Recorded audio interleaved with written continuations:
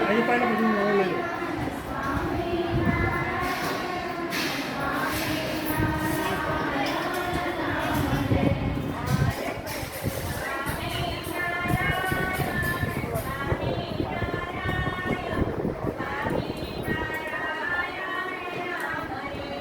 હા તો તુલસી તો રાખો એમ જ